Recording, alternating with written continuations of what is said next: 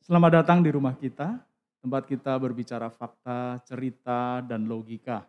Bersama dengan saya, Pendeta Andreas Agus dan Pendeta Robson Samosir. Siap, ketemu lagi Bang ya. Iya, senang kami berdua kembali berjumpa dengan Bapak Ibu saudara sekalian. Bapak Ibu sudah yang dikasihi Tuhan, ketika seseorang menyatakan diri beragama, sayangnya banyak di antara kita terjebak hanya dalam ranah ritual, syariat, dan berbagai macam hal yang berkaitan dengan itu saja. Manusia lupa bahwa ketika beragama harusnya lebih dari sekedar itu. Manusia harus menjadi makhluk spiritual. Dan hari ini kita akan membahas hal ini, yaitu tanggung jawab spiritual. Nah, Bro Robson, satu hal yang kita temukan di kehidupan nyata, ya, hampir sebagian besar umat manusia, khususnya masyarakat timur katakanlah demikian, Ya. itu menyatakan diri sebagai komunitas atau masyarakat atau makhluk yang beragama. Ya. Berbeda dengan masyarakat barat mungkin sudah berbeda. Walaupun mereka tidak menyatakan diri beragama, namun sebenarnya mereka juga punya keyakinan tersendiri. Keyakinannya adalah tidak beragama itu. Itu pun sebuah keyakinan sebenarnya. Ya. Tetapi apapun itu kita akan perbincangkan berkaitan dengan pernyataan diri setiap kita yang mengaku diri sebagai makhluk beragama. Adakah kita hanya sekedar terjebak atau berkutat pada ranah-ranah dogmatika, sistematika, ritual atau syariat dalam bahasa Arabnya. Adakah kita hanya terjebak dalam hal itu saja? Faktanya iya. Tetapi apakah beragama hanya pada bagian itu saja?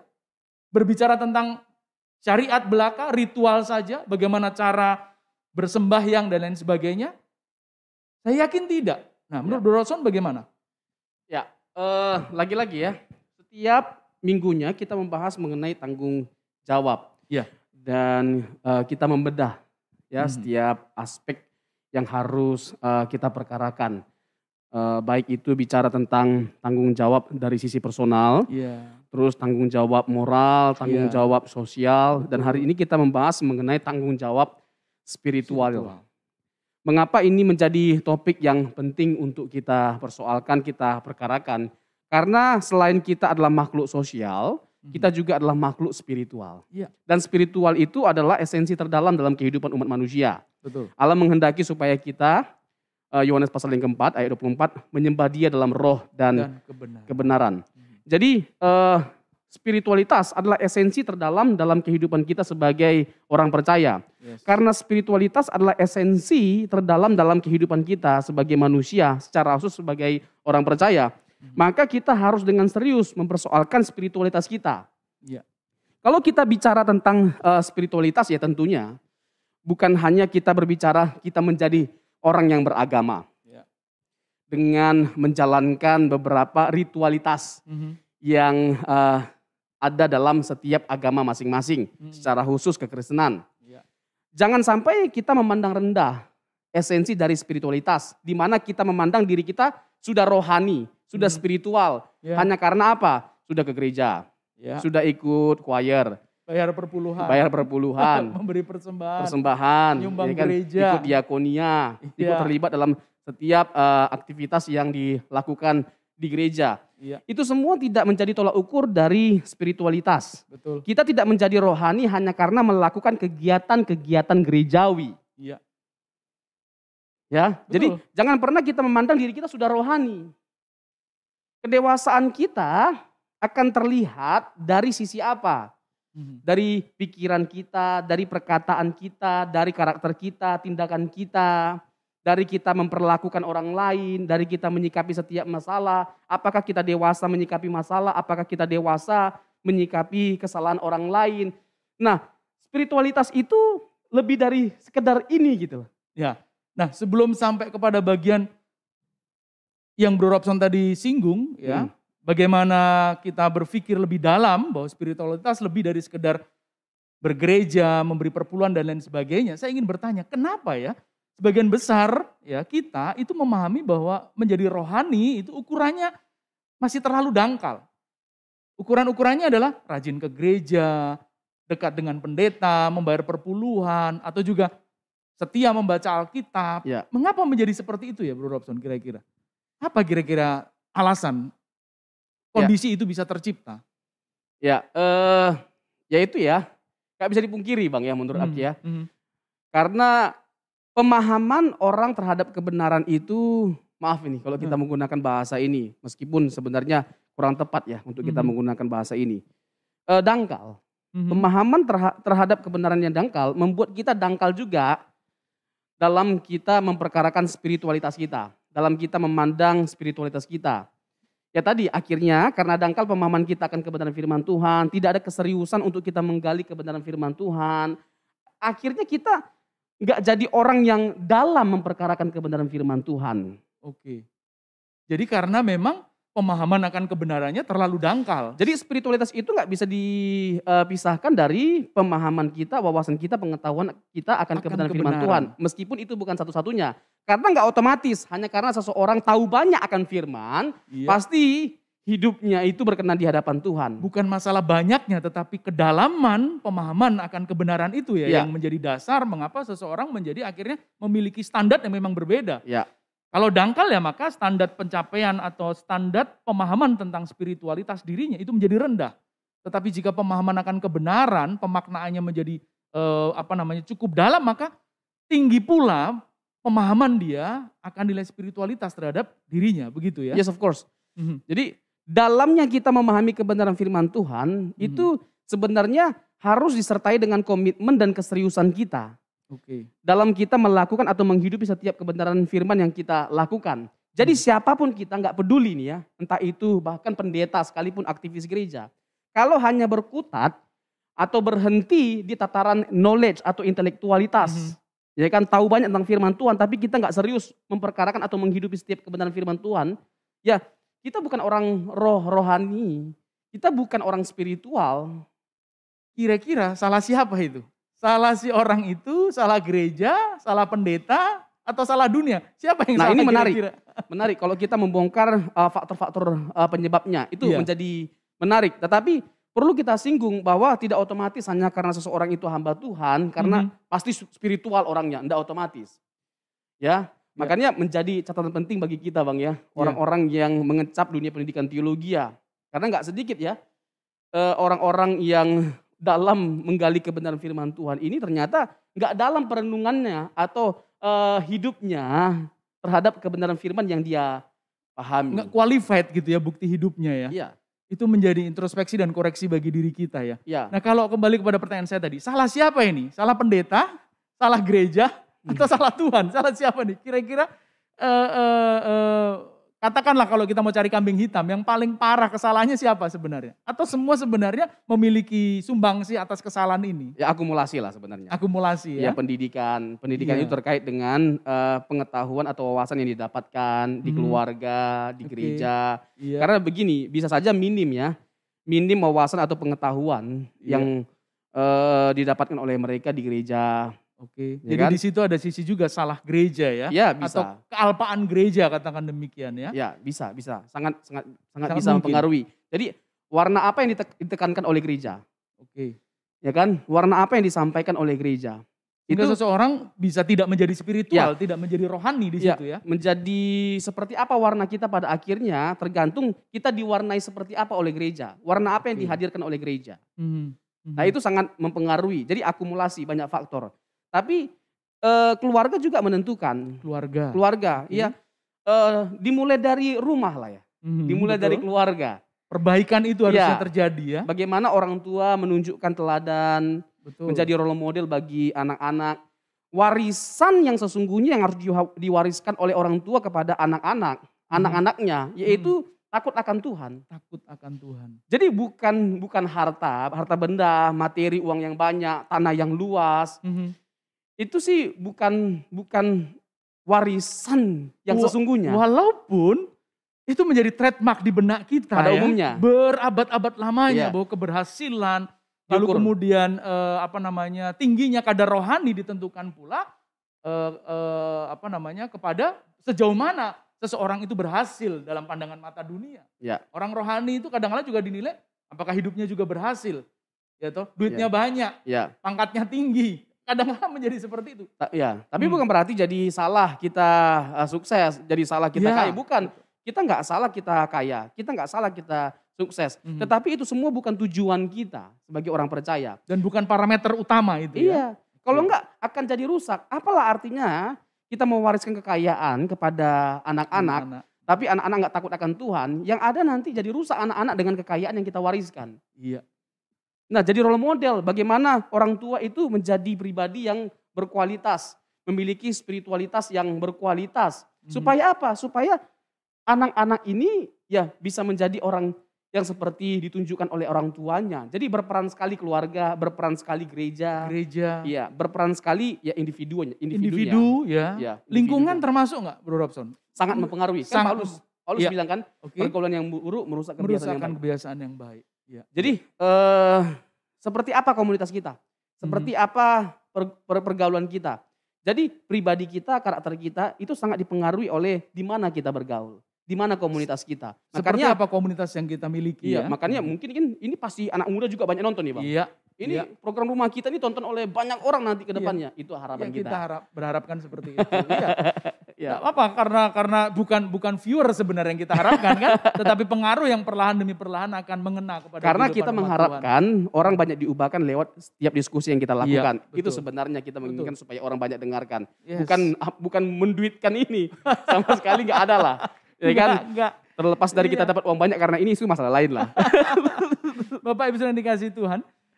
Perbincangan kita di sesi yang pertama ini mengingatkan kita bahwa ketika kita menyebut diri sebagai makhluk beragama bukan berdasarkan nilai ritualitas itu dan nilai syariah yang kita pahami dan kita maknai ya sebagai satu-satunya pencapaian dari kadar spiritualitas kita. Tetapi ternyata bagaimana kita memahami kedalaman kebenaran itu dalam hidup kita, maka di situ akan menunjukkan sejauh mana kita memaknai keberagaman yang kita miliki dan sejauh mana kita mengusahakan ya kadar spiritualitas yang kita miliki. Namun sayangnya dunia menunjukkan bahwa trademark yang tertanam di batin kita dan di benak kita, di pikiran kita, itu rohani itu tidak dilihat dari sejauh mana seseorang menunjukkan kualitas-kualitas yang lain selain dari berhasil hidupnya, ya toh, tinggi pangkatnya, ya tinggi kedudukannya, banyak uangnya. Kadangkala dikaitkan hanya dengan hal itu saja, bahwa diberkati Tuhan atau spiritualitas rohaninya tinggi itu dinilai dari hal itu semua. Walaupun sebenarnya kita tahu bukan itu. Nah, salah siapa kita memperbincangkan tadi bahwa ternyata ada banyak peran. Ya, baik diri sendiri, lingkungan, gereja yang mengakibatkan salah persepsi dan salah pemahaman itu. Nah kalau kita mau coba satu persatu kita breakdown, dari mana memperbaikinya itu Bro Robson? Dimulai dari apa itu memperbaiki kesalahan pemahaman itu? Ya memang dimulai dari kesadaran. Ya sejauh mana sebenarnya kehidupan kekristenan kita. Sejauh mana kehidupan kekristenan kita. Itu kita persoalkan terlebih dahulu. Jadi spiritual check up lah. Spiritual check up. Okay. Kita harus lebih dahulu memiksa bukan sekedar medical check up ya. Spiritual check up juga butuh ya. Iya betul. Bukan apa tadi yang medical check up. Oh, medical check up ya. Spiritual check up juga gini Bang. Karena begini, kita harus terlebih dahulu memastikan bahwa kita punya spiritualitas yang sehat. Melebih dari mempersoalkan kesehatan dalam aspek-aspek yang lainnya. Ya kita mau ekonomi yang sehat, keluarga yang sehat. Tetapi semuanya ini akan terbangun dengan baik kalau kita punya spiritualitas yang sehat. Iya. Oke, betul. Iya, apalah artinya semuanya ini baik. Kita sukses dalam banyak aspek, tapi kita nggak punya spiritualitas yang sehat. Akhirnya apa? Akhirnya kita jadi orang kaya yang jahat. Orang kaya yang jahat ya? Sok benar, kita punya power itu ya. Ya kita punya power, punya jabatan, kita jadi orang yang jahat. Ya kan? Sesuka-sukanya kita. Kita merasa diri kita hebat hanya karena kita punya kekuasaan. Tetapi sehebat apapun kita nggak mungkin berperilaku atau bertindak jahat kalau kita punya spiritualitas yang sehat. So, melebihi dari kita memperkarakan apapun, kita harus memperkarakan apakah kita sudah punya spiritualitas yang sehat, yang baik. Nah, dimulai dari mana? Perbaikan itu, spiritualitas kita. Dimulai dari spiritual check up Bang. Spiritual check up kita periksa dulu kerohanian kita. Nah, bagian mana yang paling penting untuk kita korek terlebih dahulu spiritualitas check up itu? Di bagian apa itu? Kalau kita coba breakdown satu-satu. Kalau seperti medical check up gitu kan ya, medical check up itu kita mau lihat mata kita cek gitu. Kira-kira sanggup nggak melihat 1 meter, 2 meter, 3 meter huruf yang besar, lalu kemudian sedang dan kecil. Ternyata di sedang kita enggak bisa nih. Nah kita tahu, berarti kita min atau plus gitu. Kalau dekat dia enggak bisa baca berarti dia plus. Kalau jauh enggak bisa berarti dia min gitu. Nah kalau spiritualitas kita dimulai dari mana kira-kira bro? Ini dalam kali ini penggaliannya ya kan. Dalam kali pengupasannya ya. Iya. Betul-betul. Supaya jemaat juga bisa menangkap itu secara lebih detail kan begitu ya. Ini sih pertanyaannya bagus-bagus semua. Kritis-kritis semua. Tapi di luar dugaan saya. Tadinya saya yang mau bertanya-tanya sebenarnya. Tapi saya yakin lah Bro Robson bisa memahami dan menjawab itu dengan baik gitu. Kalau kita korek secara mendalam bagian mana yang paling penting itu? Ya gini Bang, spiritual check up. Kalau kita mau persoalkan mengenai bagian mana yang harus kita periksa terlebih dahulu untuk kita bisa memiliki spiritual yang sehat. Menurut saya gini Bang, gambaran kita tentang kekristenan itu apa dulu? Kita persoalkan. Oke. Apa sih kekristenan itu? Pengertian dan pemahaman kita ya akan kekristenan itu. Bagaimana kita memandang kekristenan? Bagaimana kita bisa menjadi orang Kristen yang baik? Bagaimana kita bisa menjadi pengikut Kristus yang baik? Kalau kita tidak bisa memahami apa sebenarnya kekristenan itu. Nah kita tahu bahwa ketika Kristus sudah menebus kita, sama seperti dalam konteks perjanjian lama, ketika budak itu sudah tebus, budak itu tidak lagi punya hak atas hidupnya. Hak atas hidupnya itu punya tuannya. Perubahan pengertian itu ya yang terjadi ya. Hak atas hidup kita itu punya Tuhan kita karena Yesus sudah menebus kita. Tetapi Tuhan itu tidak mengintervensi kehendak bebas kita. Itu terjadi harus dengan natural. Dengan natural. Karena kita punya kehendak bebas, kita manusia yang berkehendak bebas. Nah Tuhan menginginkan kita memiliki respon dan tanggung jawab. Karena dia sudah menebus kita, maka kita harus memiliki respon dan tanggung jawab yang benar, di mana kita harus memiliki kesadaran. Kesadaran, kita sendiri yang membangun kesadaran. Aku sudah ditebus dia dengan darah yang mahal. Begitu luar biasa cintanya dan kasihnya. Sehingga seharusnya tidak ada ruang bagiku untuk tidak mengasihinya, atau tidak ada ruang bagiku untuk tidak mempersembahkan seluruh hidupku bagi dia. Bagaimana mungkin kita tidak memiliki spiritualitas yang baik kalau kita memiliki pemahaman yang seperti ini? Tidak ada bagian dalam hidup kita yang tidak dimiliki oleh Tuhan. Karena kita menyadari tidak ada bagian dalam hidup kita yang tidak dimiliki oleh Tuhan, maka tidak mungkin ada bagian dalam hidup kita yang tidak kita persembahkan kepada Tuhan. Semuanya kita persembahkan kepada Tuhan. Itu menyentuh hati sekali. Iya, Bang. Jadi jawaban pertama untuk bagian mana yang harus kita perbaiki ternyata harus dimulai dari berubahnya cara berpikir kita. Cara pandang. Cara pandang kita terhadap kekristenan itu. Kita sadar bahwa kekristenan itu not just a religion. Yes, of course. Ya, bukan hanya sekedar masalah agama, tetapi bagaimana kita memaknai bahwa hidup ini sepenuhnya adalah milik Tuhan. Gitu ya.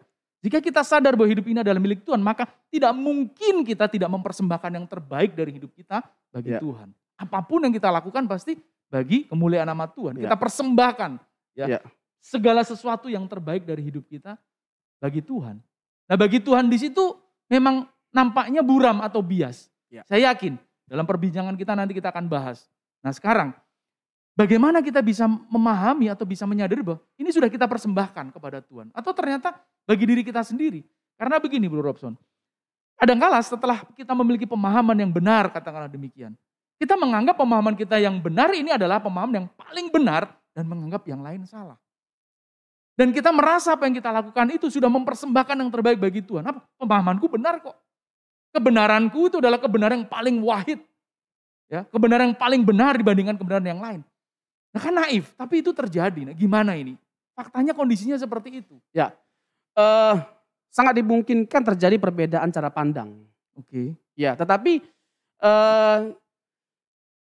kita bisa memastikan kok dan sepakat, sama-sama sepakat. Terkait dengan hal-hal apa saja dalam kekristenan yang gak mungkin diganggu-gugat, yang gak mungkin kita berubah, yang gak mungkin kita berbeda maksudnya. Yang pertama, bahwa Yesus sudah mati untuk kita. Dan kebangkitan Yesus itu berbicara tentang segala-galanya dalam kehidupan kita. Berbicara segala-galanya. Karena apa kebangkitan itu berbicara tentang segala-galanya? Karena there is no Christianity if Jesus didn't rise. from the dead. Gak ada kekristenan kalau Yesus tidak bangkit dari kematian. Hadirnya gereja, adanya kekristenan itu karena Yesus bangkit dari kematian. Adanya kehidupan di balik kematian karena Yesus bangkit dari kematian. Kita gak boleh beda dalam hal ini. Walaupun dalam hal yang lain ada kadar yang kita bisa toleransi, berbeda boleh. Tetapi bagian yang satu ini setidaknya harus kita tegaskan, tidak boleh berbeda. Bahwa Yesus sudah mati, dan bangkit, dan naik ke surga tentunya kan ya. Betapa tidak ada artinya kita menjadi Kristen kalau kita nggak mengakui, tidak meyakini ini. Tidak ada yang tersisa dari kekristenan kita ketika kita menolak kebangkitan Tuhan Yesus. Iya. Karena apa? Kekuatan atau jantung dari kekristenan terletak pada peristiwa kebangkitan Tuhan Yesus. Tidak boleh beda kita di sini. Iya. Sementara yang lain oke, boleh. Dan kalaupun boleh itu dalam arti kita juga memahami. Tidak perlu menghakimi gitu ya. Bahwa kalau memang memahaminya dengan cara berbeda, jangan kita lalu menghakimi. Karena akhirnya orang yang sudah terlalu cerdas, terlalu pandai dalam hal kebenaran, padahal hanya ilmunya saja. Mereka sudah berani gitu, seolah-olah dalam tanda kutip gitu ya. Melabel bahwa yang lain itu sesat, yang lain salah. Padahal belum tentu karena kebenaran sepenuhnya hanya milik Tuhan. Ya, betul. Tetapi pada bagian-bagian yang penting itu tadi, salah satunya adalah Kristus sudah lahir, mati dan bangkit serta naik ke sorga, itu bagian yang tidak boleh digantikan oleh apapun juga. Gitu ya. Itu dalam bagian itu. Sementara bagian yang lain kita masih boleh bertoleransi. Begitu ya, betul Bang. Saya lanjutkan lagi Bang. Gitu, jadi masih bisa gitu loh. Memastikan bagian-bagian dalam kekristenan, meskipun kita banyak perbedaan cara pandang ya. Masih bisa memastikan dalam bagian-bagian kekristenan yang sama kita gitu loh. Bisa kita sepakati, tadi satu. Yang kedua, bahwa Tuhan menginginkan supaya kita mengikuti Dia, mengikuti jejak hidupnya, menghidupi hidupnya, menghidupi hidup yang Dia jalani 2000 tahun yang lalu. 1 Yohanes 2 ayat 8. Barang siapa yang mengaku percaya, barang siapa yang mengaku mengenal Dia, ia wajib hidup sama seperti Yesus hidup. Matius 5 ayat 48. Hendaklah kamu sempurna sama seperti Bapa di surga. Dan 1 Petrus 2 ayat 21 sebagai contoh. Tuhan menginginkan supaya kita mengikuti jejaknya. Tuhan menginginkan supaya kita sangkal diri, pikul salib. Pikul salib bukan pikul rantang. Itu kemakmuran itu. Jadi ikut Yesus itu menderita. Pikul rantang masih lumayan. Pikul rekening yang paling sering diucapkan itu. Jadi mengikut Yesus itu jangan berpikir bahwa kita tidak menderita. Karena esensinya kan kehidupan Tuhan Yesus itu bak mutiara. Bak mutiara. Nah, untuk menjadi mutiara itu butuh proses yang luar biasa. Ya Abang mungkin bisa menjelaskan lebih baik daripada saya ketika dalam soal pembentukan mutiara, pembentukan emas. Itu tidak mudah. Hanya gara-gara situ lebih muda sih lebih tua gitu ya. Tapi baiklah, ini semakin menarik Bapak saya dikasih Tuhan. Di saat sesi pertama dan sesi kedua kita sudah membahas, memang agak sedikit serius di bagian awal. Supaya kita tahu dan kita bisa menangkap ya nilai teoritisnya, nilai pemahaman yang memang hakiki yang harus kita mengerti. Bahwa kebenaran itu harus dimaknai secara mendalam. Sehingga pencapaian dan pengertian kita akan spiritualitas pun benar gitu ya, tidak menyimpang. Nah tetapi ada kalanya setelah kita memaknai itu secara benar, kita menganggap diri kita benar dan orang lain salah. Hanya gara-gara berbeda pemahamannya. Nah di situ kita harus berhati-hati. Ya, kalau kita menganggap diri yang paling benar harusnya pada bagian-bagian yang paling krusial. Gitu ya, Yesus Kristus adalah Tuhan, Dia mati, ya, bangkit, Dia adalah juru selamat. Itu bagian yang tidak boleh tergantikan, tetapi yang lain harusnya ada kadar toleransi di situ. Sehingga waktu kita memperjuangkan diri sebagai makhluk spiritual, makhluk rohani, kita itu tidak menginjak-injak harkat martabat sesama kita. Yes. Percuma akhirnya. Kita memperjuangkan nilai spiritualitas, ternyata kita justru menghina nilai spiritualitas itu dengan mengkafirkan orang lain gara-gara berbeda pemahamannya. Kafir di situ hanya sekedar masalah beda pemahaman. Padahal masih sama nilai kebenaran yang kita sedang perjuangkan. Ya. Nah tapi bagian berikutnya Bro Robson, implikasinya bagaimana ini? Ada satu ayat yang menarik buat saya untuk menjadi manusia spiritual. Mazmur 82, ya sebenarnya ayat yang pertama sampai dengan ayat yang ke-8 itu menjadi ayat yang tidak bisa terpisahkan. Tetapi di bagian ayat yang ke-6 itu, dengan tegas Tuhan berkata seperti ini. Mazmur 82 ayat yang ke-6. Tadi bagian teoritisnya ya Bapak Ibu sekalian. Sekarang kita masuk kepada nilai implikasinya nih. Aku sendiri telah berfirman, kamu adalah Allah dan anak-anak yang maha tinggi kamu sekalian. Namun seperti manusia kamu akan mati dan seperti salah seorang pembesar kamu akan tewas. Itu ayat 6 dan ke-7. Ayat yang pertama sampai ke-5 itu kalimat-kalimatnya adalah sebuah harapan Tuhan. Beberapa harapan Tuhan yang ingin Tuhan agar manusia perjuangkan supaya terjadi dalam kehidupannya. Namun ternyata sepertinya harapan itu gagal. Dan ayat yang ke-6 itu Tuhan tidak menegaskan, kamu tuh Allah, tapi kenapa kok itu tidak bisa kamu lakukan? Allah dengan menggunakan huruf kecil. Jadi sebenarnya kalau saya mau coba berusaha maknai implikasi terdalamnya, sebenarnya kita ini diberikan sebuah otoritas yang luar biasa loh. Ada keserupaan itu, bahkan Allah menginginkan kita menjadi Allah dalam tanda kutip. Nah menurut Dorotson bagaimana nih memahami hal ini? Gini Bang, tidak ada panggilan yang lebih mulia. Tidak ada panggilan yang lebih mulia, tidak ada panggilan yang lebih besar selain panggilan untuk kita menjadi serupa dengan Allah. Iya, itu. Karena pada hakikatnya hanya manusialah satu-satunya makhluk dunia ini yang diciptakan serupa dan segambar dengan Allah. Tidak yang pada akhirnya dirusak oleh karena kejatuhan manusia dalam dosa. Ya. Tapi kemungkinan peluang untuk kita membangun kehidupan yang serupa dan segambar dengan Allah itu kembali terbuka ketika Yesus telah menebus kita. Dia mengajak kita untuk mengikuti teladan hidupnya. Betul. Jadi tidak ada panggilan lebih tinggi daripada ini. Roma 8 ayat 28. Ya. Kita tahu sekarang Allah turut bekerja untuk mendatangkan kebaikan. Ini ayat favorit kita di GSKI. Kita tahu sekarang bahwa Allah turut bekerja untuk mendatangkan kebaikan bagi mereka yang mengasihi Dia. Kebaikan di situ Bang, ayat itu sering disalahpahami Bang. Ya. Kebaikannya dari nggak punya rumah jadi punya rumah. Dari miskin jadi kaya. Nggak punya jodoh jadi punya jodoh. Ya kan? Nggak punya mobil jadi punya mobil. Bukan kebaikan dalam pengertian ini. Bukan kita menyangkali bahwa semuanya ini berasal dari Tuhan. Ini juga kebaikan Tuhan. Tapi Roma 8 ayat 28 tidak sedang berbicara kebaikan dalam pengertian itu. Tapi dalam ayat 29, Roma 8 29, agar kita menjadi serupa dengan gambaran anaknya yang tunggal. Jadi menjadi Allah itu bukan sok-sokan gitu ya. Jadi bukan suka-suka sendiri. Satu itu. Iya. Jadi jangan di-downgrade kebaikan Tuhan. Itu. Betapa indah, betapa luar biasanya rancangan Tuhan atas umat manusia. Yaitu di mana kita memiliki keserupaan dengan Dia. Ini berkat yang luar biasa. Jadi ketika Tuhan mengajak kita untuk menjadi serupa dengan gambaran anaknya, ini adalah panggilan terbesar yang harus kita penuhi. Itu dia. Dan esensi dari Tuhan Yesus menebus kita untuk ini. Jadi setelah kita memaknai kebenaran itu, dan kita menganggap pemahaman kita benar itu, implikasinya harus seperti itu. Ya. Bahwa panggilan tertinggi kita adalah menjadi serupa dengan gambaran anaknya. Kolose 3:10 itu ya. Menjadi serupa dengan gambaran anaknya. Tidak ada yang lain Pak. Yohanes 1 ayat 12 Bang. Yohanes 1 ayat 12 juga. Dan proses itu menjadi proses yang tidak mudah memang. Bicara teorinya saja nih sebegini dalam dan sebegini panjang. Kadang-kala juga masih belum tentu nyangkut. Ini tadi ngomongnya apa sih, maksudnya apa. Tapi pada dasarnya intinya kami ingin menyadarkan. Ini loh implikasi terdalamnya. Bahkan di Mazmur 82 yang ke-6 itu, engkau adalah Allah. Digunakan kata Elohim. Allah kecil. Betul-betul digunakan Elohim di situ. Tapi bukan berarti lalu kita itu ibarat kata sama seperti Allah itu derajatnya sama. Bukan. Tetapi sebenarnya kapasitas dan potensi ilahi ada dalam diri kita. Tunjukkan itu. Jangan cuman merasa diri benar lalu kemudian punya label kekristenan, punya label agama, yang menganggap diri agama yang paling, yang mengerti tentang keselamatan, namun buktinya nol, gak ada gunanya. Dan orang akhirnya mencibir. Nah ini kesalahan-kesalahan ini yang seringkali terjadi Bro Robson. Dan membuat bukan hanya dunia, tetapi umat Kristiani sendiri terbingungkan nih sebenarnya yang benar yang mana sih. Ya. Satu pendeta ngomong A, pendeta lain ngomong B, tapi kelakuannya gak ada buktinya gitu. Dan itu yang lebih melukai. Betul Bang. Itu. Mungkin saya singgung lagi, agak flashback ke belakang Bang ya. Terkait dengan apa yang aku pertanyakan bagus sekali. Jadi jangan kita sebagai orang Kristen mempersoalkan hal-hal yang remeh-temeh. Iya. Bahasa roh, baptisan, mana yang benar. Iya. Tenggelam atau percik. Atau ngambang. Iya, itu sesuatu yang perpuluhan itu wajib atau enggak. Bukan kita memandang rendah semuanya itu.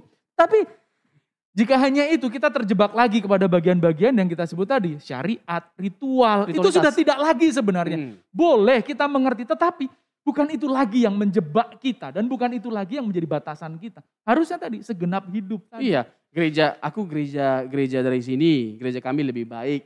Itu udah remeh-temeh. Lebih baiknya kita itu enggak ditentukan dari sisi itu, dari faktor itu, dari mana kita berasal, gereja mana kita. Bukan. Tapi apakah kita benar-benar bisa menunjukkan menunjukkan kehidupan Tuhan Yesus dalam kehidupan kita saat ini. Mempraktekkan kasih yang dipraktekkan oleh Tuhan Yesus. Kualitas sebagai Allah itu. Jangan ngomong bahwa kita lebih baik daripada orang lain. Kalau kita nggak bisa melepaskan pengampunan. Omong kalau kosong kita, itu. Omong kosong. Ya, itu dia. Jangan bilang bahwa kita bisa lebih baik daripada orang hanya karena kita punya segudang teori, segudang doktrin, cerdas menjelaskan, sanggup menceritakan, sanggup pakai bahasa Jawa. Yang pada akhirnya hanya membuat kita tajam dalam berdiskusi tapi tumpul dalam bertindak. Ngeri. Itu dalam sekali pemaknaannya. Orang Jawa itu punya istilah menjelentrehkan. Menjelentrehkan itu menjelaskan. Kalau menjelaskan kan hanya sekedar sebuah kalimat, tetapi kalau bahasa Jawa logika menjelentrehkan itu atau jelentrehke itu dibeberkan satu persatu. Ini tuh A, ini tuh B. Itu bagus ya, ini C. Orang jadi tahu kalau menggunakan istilah dalam bahasa Yunani itu krino. Krino itu mengadili dengan jelas. Caranya adalah kalau orang Yunani punya kebiasaan untuk menghakimi itu harus dibawa ke sinar matahari yang paling terang. Jadi dari semua sisi bisa dilihat, itu betul bagus. Tetapi setelah melihat, what next? Respon berikutnya apa? Kalau hanya sekedar gini tahu ini batu, tapi nggak tahu apa gunanya, nothing. Kita harus tahu setelah kita mengerti ini batu buat apa? Buat nimpuk orang atau buat bangun sebuah rumah atau sebuah bangunan yang berguna. Wah itu baru luar biasa. Tapi kalau kita hanya tahu dan mengerti pengetahuannya tanpa mengerti apa gunanya, itu sia-sia pengetahuan. Yes, of course. Dan mari, itu sebenarnya perjuangan menjadi manusia atau makhluk spiritual itu adalah seperti itu. Kita ngerti untuk apa hidup ini. Ya. Mengapa kita dengan dalam memperkarakan semuanya ini? Supaya kita tidak salah dalam bertindak. Iya. Tidak salah dalam mempraktekkan kekristenan kehidupan kita sebagai orang percaya. Iya. Tetapi ya sia-sia rasanya ya. Kalau kita tidak dengan sungguh-sungguh memperkarakan kebenaran sedalam ini. Iya, itulah pencapaian spiritualitas yang kedua, harus kita upayakan. Sia-sia juga kalau kita sedalam ini pengetahuannya, dalam wawasannya, tapi tidak mempraktekkannya. Itu enggak kalah penting untuk kita persoalkan. Kosong itu teguran buat kita. Benar, Bang. Nah, saya mengajak Bapak-Saudara sekalian, ya. Memang kita tidak bisa memaksa atau tidak bisa mengharuskan, harus gini, harus gitu. Enggak, masing-masing orang berbeda. Tetapi jangan lalu ketika melihat adanya perbedaan, yang pertama menghakimi satu dengan yang lain tadi. Tetapi yang kedua juga setelah melihat perbedaannya, aku belum bisa, enggak. Lakukan sesuai dengan kapasitas itu. Buktikan pemahaman itu, ya pemahaman tentang kebenaran dalam hidup nyata. Kalau segini ya segini, Tuhan juga nggak tuntut segini kok. Ya. Betul ya? Kalau kita pemahamannya segini, ya Tuhan tuntutnya nggak mungkin segini. Ya. Aneh. Tuhan itu maha bijaksana dan maha adil. Dan pasti cerdas dalam melihat dan menilai setiap orang. Dan jangan khawatir serta jangan takut. Kalaupun kita pernah mengalami peristiwa menyimpang kanan atau ke kiri, balik lagi lah. Ya. Jangan kebablasan, jangan jauh-jauh. Jangan jauh-jauh sampai Bogor, sampai Lenteng Agung. Balik lagi, tujuannya kan mau ke Cawang. Jangan kebablasan terlalu jauh. Beloknya itu, ya belok kirinya dikit lah. Tapi tetap harus sampai ke Cawang. Mau ke Cawang kok nyampainya Bogor. Itu kan pengen plesiran sebenarnya itu kan gitu. Nah kembali lagi dengan Roma 8:28 tuh Bang. Iya. Allah turut bekerja untuk mendatangkan kebaikan. Jadi untuk membentuk kita menjadi makhluk spiritual, itu luar biasa pembentukannya. Iya. Prosesnya itu tidak mudah, tidak gampang. Aduh. Dan dibutuhkan komitmen, keseriusan, kesabaran. Dan masih banyak lagi perjuangan. Dibutuhkan hati yang kuat, hati anti gores. Iya, gak gampang kecewa, gak gampang putus asa. Karena kita bukan cuma handphone yang punya anti gores. Tapi hati kita juga. Supaya gak dikit-dikit putus asa. Iya. Supaya gak dikit-dikit kecewa. Supaya gak dikit-dikit hilang harapan. Iya. Nah kita ini mau dibentuk Tuhan menjadi mutiara. Itu tadi itu. Nggak ada orang menjadi mutiara dalam waktu satu hari. Itu nggak dalam bisa. waktu singkat. Nggak ada yang enak itu. Tidak ada yang enak dalam waktu singkat atau dalam waktu instan. Nggak ada itu. Betul. Hanya Indomie. Instan. Instan. Yang enak dalam waktu singkat. Ya, biar salah masaknya pun itu tetap enak rasanya gitu. Tapi kalau kita memang ingin supaya hidup kita dinikmati oleh Allah, hidup kita dinikmati oleh sesama, kita harus rela memberikan diri kita untuk dibentuk, diproses oleh Allah supaya kita benar-benar pecah dan bisa dinikmati oleh Allah dan sesama. Banyak sekali persoalan yang Tuhan izinkan terjadi dalam kehidupan kita. Lalu kita belajar untuk bertahan dan berjuang menghadapi semuanya itu. Nah kita yang telah berhasil menaklukkan semuanya itu menjadi role model bagi mereka yang juga berjuang menghadapi masalah. Itu indah banget itu. Itu dia Bang. Tapi tidak mudah. Kalau mutiara itu kerang bisa mengkristalisasi semua air liurnya menjadi mutiara, ya, atau cairan-cairan kimia dalam tubuhnya akhirnya menjadi mutiara, itu tahunan gitu prosesnya supaya menjadi mutiara yang betul-betul berkualitas. Ya. Analogi yang sejajar adalah ketika kita ingin menemukan sebuah bongkahan berlian gitu, itu miliaran tahun loh ternyata. Nah ini aku maksud abang bisa menjelaskan lebih daripada aku. Berlian itu Bro Robson, itu dari arang. Jadi batu arang, tapi jangan berpikir loh kalau mau pengen berlian tancepin batu arang gitu kan. Batu arang kita punya ke dalam lalu 2 minggu lagi jadi berlian. Enggak, itu miliaran tahun prosesnya. Proses dari batu arang akhirnya menjadi berlian itu miliaran tahun. Proses oksidasi dan semua proses yang ada di dalam tanah itu membentuk ya struktur-struktur kimiawi yang ada di dalam batu arang itu berubah perlahan demi perlahan terus akhirnya semuanya jadi putih, menyingkirkan semua yang gelap, menyingkirkan semua yang hitam, bersih murni, jadi sebuah berlian yang mahal sekali harganya. Keren ya. Nah, kira-kira mau nggak? Nah, kurang lebih seperti itulah kita ini ya. Kalau dibentuk oleh Tuhan untuk jadi berlian. Mati kita kalau kalimat apa tadi? Itu. Berat tadi, mantap itu. Berat, betul berat. Ya? Bahkan sampai kita nangis, Bang. Nangis. Tapi sebagai manusia, ya gak apa-apa lah, nangis lah. Iya. Tapi jangan jadi memberontak terhadap Tuhan. Jangan betul. Jadi marah, jangan jadi kecewa sama Tuhan, putus asa. Ada kalanya kita kan memang melankolik ya. Iya, jangankan dikit oke lah. Jangankan kaum awam itu cepat awam. Kita pun masih nangis Bang kadang-kadang sebagai hamba Tuhan. Dengan banyaknya persoalan jemaat, belum lagi persoalan kita. Goresnya itu persoalan di daging kita. Iya, masih juga kita bawa dalam pikiran kadang-kadang waktu tidur kita nangis kok gini Tuhan. Kok kita diperlakukan seperti ini, kita sudah baik, apa segala macam. Kadang tangan bisa gemeter loh itu. Saya pernah mengalami peristiwa ketika saya tidak bisa memahami persoalan dan peristiwa yang terjadi. Tangan saya bisa gemeter sendiri dan saya berpikir, kenapa apa ini Parkinson ini atau apa? Kenapa waktu itu abang gak manggil aku? Mau diapakan? Kita berdoa bersama maksudnya gitu kan. Tapi kita mensyukuri itulah proses kehidupan. Dan itulah proses menjadi makhluk spiritual.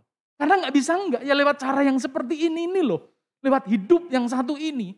Kalau saudara meminta cara yang lain tidak bisa. Karena memang cara kita itu beda-beda. Proses Tuhan terhadap Bro Robson pasti beda. Iya. Sekalipun segemuk ini, hidupnya juga tidak gampang-gampang amat. Masalahnya meskipun gemuk masalah banyak. Cuman tidak pernah stres. Itu masalahnya. Karena tiap Rabu di rumah kita. Itu dia. Bercanda tapi serius. Gitu kan. Kita nikmati kebahagiaan ini bersama. Tuhan. Tapi inilah.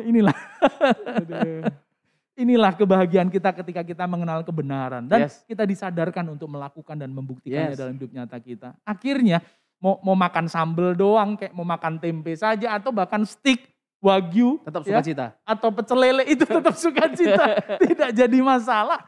Tapi memang itu tidak mudah. Karena di sini sudah terlanjur kotor di benak kita. Tadi kan, bahkan agama pun menjadi sarana yang akhirnya mengotori pikiran-pikiran kita. Ya. Agama dalam artian yang dijalankan dengan cara yang salah dan diajarkan dengan cara yang salah. Karena agama sebenarnya ansih itu adalah kebenaran isinya. Nah tinggal bagaimana setiap orang memahaminya, apalagi kekristenan. Kekristenan kita menyadari sebagai satu-satunya kebenaran yang kita pahami, yang membawa dan menuntun kita kepada sang kebenaran, kepada sang Kristus Juru Selamat dan Tuhan sumber kehidupan kita. Harusnya membawa kita kepada kebenaran demi kebenaran. Mengarahkan kita menjadi makhluk spiritual. Bukan yang lain. Kalau ada yang lain, salah kayaknya itu. Iya. Harusnya kita sadar itu. Iya. Gitu. Jadi kalau kita mempersoalkan kekristenan kita, ya kita harus berefleksi kepada kehidupan kekristenan awal atau mula-mula, Bang. Bagaimana mereka mempersembahkan hidup mereka, pengikut Yesus, murid-murid Yesus, jemaat mula-mula. Memang betul-betul ya mereka sudah pada titik tidak lagi memandang bahwa hidup mereka itu milik mereka lagi. Tapi sepenuhnya milik Tuhan. Sampai mereka dibunuh, dianiaya itu pun tidak menjadi masalah buat mereka. Luar biasa. Apalagi kalau kita merujuk kepada jemaat Roma. Yang pada waktu itu Nero sangat benci dengan orang Kristen. Sampai dia ingin membantai semua orang Kristen, pengikut Yesus. Dia ingin membantai. Kaisar Vespasianus juga itu ya. Sama kejamnya. Sama kejamnya itu. Dia ingin, dia namanya berkibar. Nama Yesus itu dilululantakan sama dia. Tapi yang ada sekarang ini nama Yesus berkibar. Nama Nero jadi nama anjing. Nero. Nah mari, kita harusnya disadarkan dengan hal ini Bapak Ibu yang kasih Tuhan. Tidak mudah memang, tapi no choice. Pilihan kita ya hanya satu. Ayo nurut, kita sama-sama berjuang. Inilah tanggung jawab spiritualitas kita. Kian hari lewat pengetahuan yang benar. Proses hidup yang juga berat. Membawa dan menuntun kita semakin rohani. Jangan rohana, rohani. Rohana biar menjadi nama seseorang. Tetapi rohani itu menjadi label dari kehidupan kita sebagai anak-anak Tuhan. Kalau enggak percuma loh. Capeknya kita, letihnya kita, beban berat yang kita hadapi, persoalan yang harus kita selesaikan. Nothing jadinya. Biarlah semua itu menjadi berharga. Membentuk kita. Memproses karakter kita, menciptakan pribadi yang menyenangkan hati Bapa. Aduh, ini ngomongnya gampang tapi prakteknya angel. Pernah nggak nonton video-video itu kan? Angel tenan tuturanmu. Angel tenan tuturanmu itu susah bener loh kamu dikasih tahu. Kok nggak mau berubah gitu. Setidaknya lewat rumah kita ini ya, ayo kita berubah lah. Ada satu yang menarik Bang, kalimat orang kan, aku ingin jadi seperti Paulus. Oke. Dia nggak tahu pribadi Paulus itu seperti apa.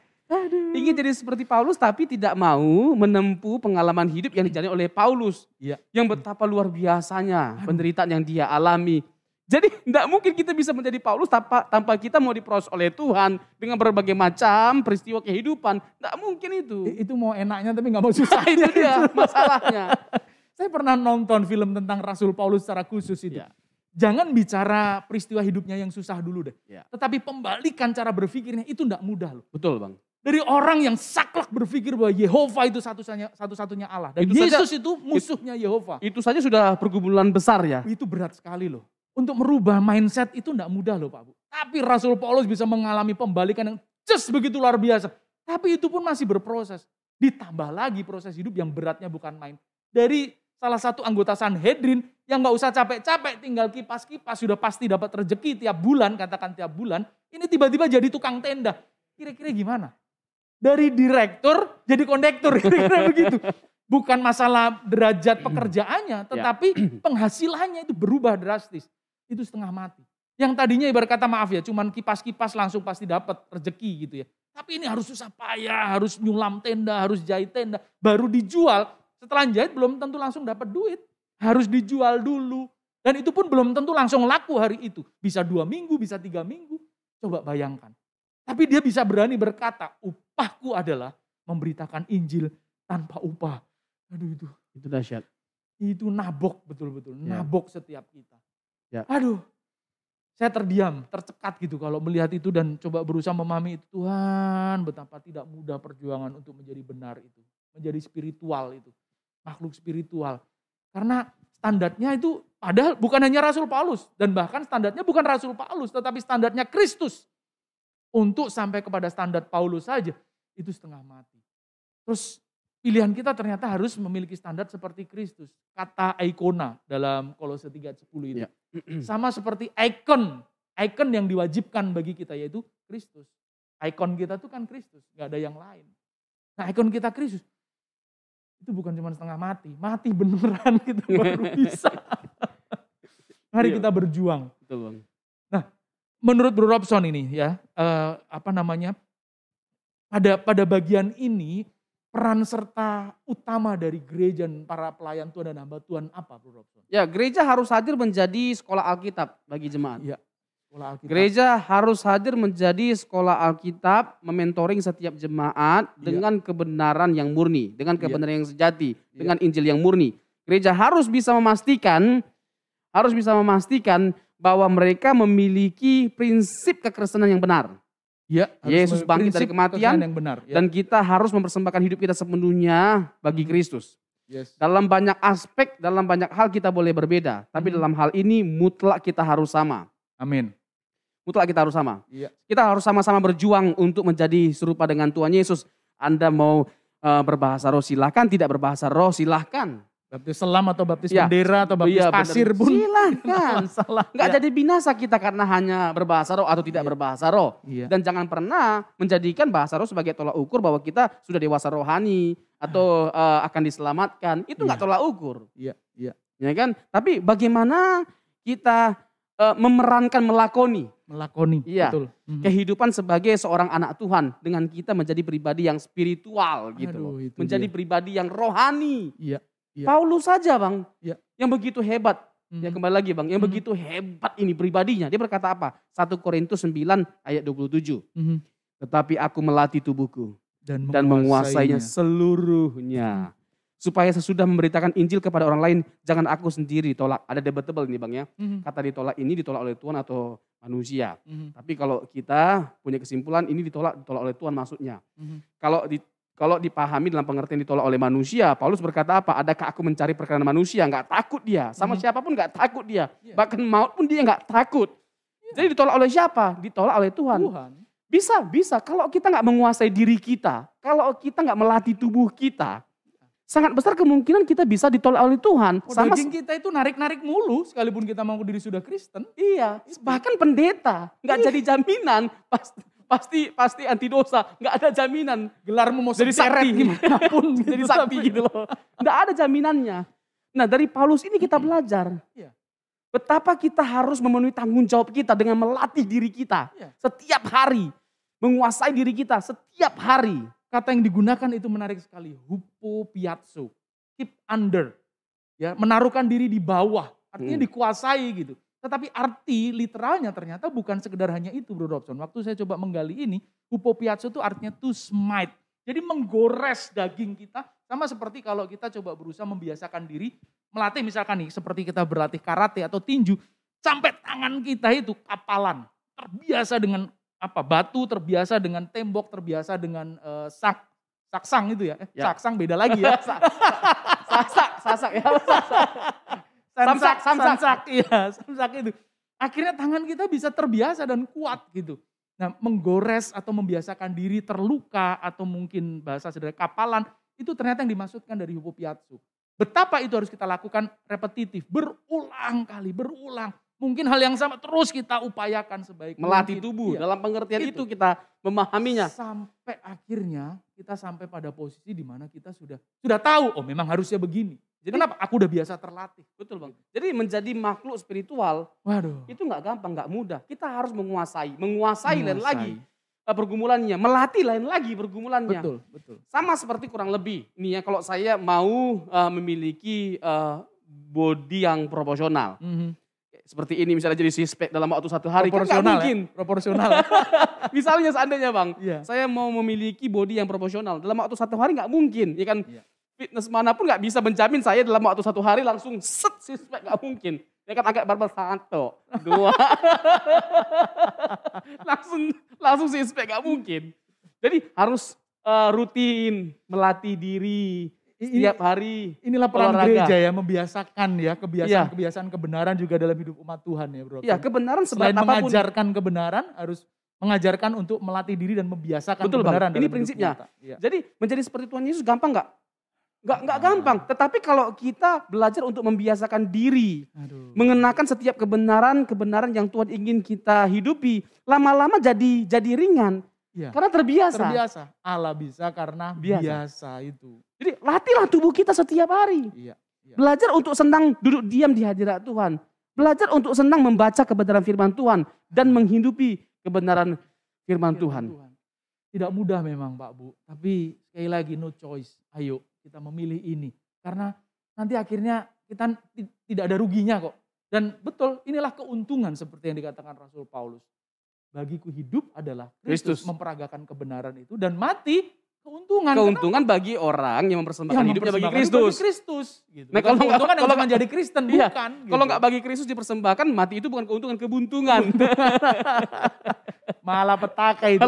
Mati mahuk mahita itu, matilah kita itu. Kadang-kadang itu persoalannya Bang, orang berani mati tapi nggak berani hidup. Padahal pergumulan berani hidup itu lebih penting, lebih besar pergumulannya daripada berani mati. Iya. Orang akhirnya bisa berani mati jika dia bisa berani hidup. Yes, of course. Itu menjadi sangat rasional dan match gitu. Tapi kalau orang hanya berkata berani mati ternyata dia tidak berani hidup, pasti dia sebenarnya tidak berani mati. Hanya sebenarnya frustrasi saja. Biar mati aja lagu ini gitu sebenarnya. Karena kan gak jarang orang siap mati, tapi gak siap hidup. Kenapa kita menyimpulkan bahwa berani hidup itu jauh lebih berat, tantangannya lebih besar? Karena ketika kita mau hidup bagi Kristus, kita harus mempersembahkan hidup kita sepenuhnya bagi Kristus. Selama kita hidup, kita harus menjalani kehidupan kita seperti yang diinginkan oleh Kristus. Inilah yang membuat berani hidup itu lebih besar tantangannya daripada berani mati. Lebih mahal harganya. Baru pada akhirnya kematian adalah sebuah keindahan bagi setiap kita. Di mana kita tahu, kita percaya bahwa kita akan face to face dengan Tuhan, berjumpa di langit baru dan bumi yang baru. Selamanya itu ya. Waduh, ini sebenarnya kalau waktu nggak mepet lagi, aku mau nyanyi lagi sebenarnya.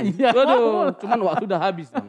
Lagu Oh Yerusalem itu kan enak kali, Bang. Iya. Tak lama lagi. Iya. Mau nyanyi aku ini, Bang? Boleh, nggak apa-apa. Oh Yerusalem, kota mulia. Waduh. Itu kan. Hatiku rindu kunci G kayaknya. kesana. Gregetan.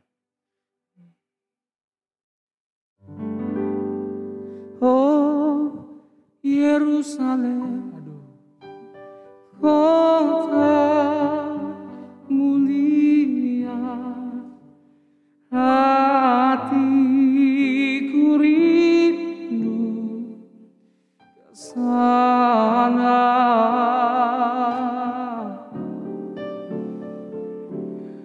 Oh Yerusalem,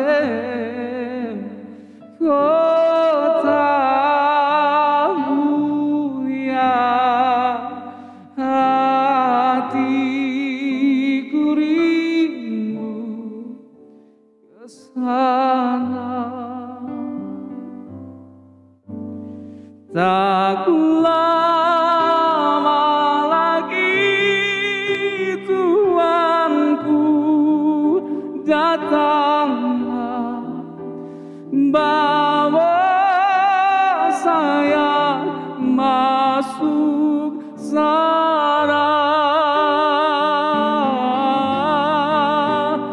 Tak lama lagi Tuanku datanglah, bawa saya masuk sana. Tak lama lagi, tak lama